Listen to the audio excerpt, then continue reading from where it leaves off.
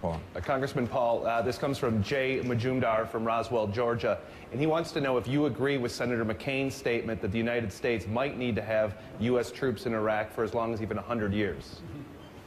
I don't even think they should have gone. So keeping them for 100 years, where's the money going to come from? You know, the country's in bankruptcy, and when I listen to this argument, I mean, I find it rather silly because they're arguing technicalities of a policy they both agree with. They agreed going in, agreed for staying how many years, and these are technicalities. We should be debating foreign policy, whether we should have interventionism or non-interventionism, whether we should be defending this country or whether we should be the policemen of the world, whether we should be, you know, running our empire or not, and how are we going to have guns and butter? You know, the 70s were horrible because we paid for the guns and butters of the 60s. Now we're doing the same thing, and nobody even seems to care. The dollar's crashing, and you're talking about these technicalities about who said what, when. I mean, in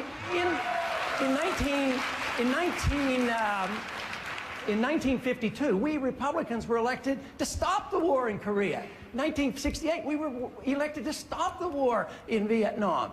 And tragically, we didn't stop it very fast. 30,000 more men died. So when I talk about these long-term stays, I think, how many men are you willing to let die for this? For something that has nothing to do with our national security?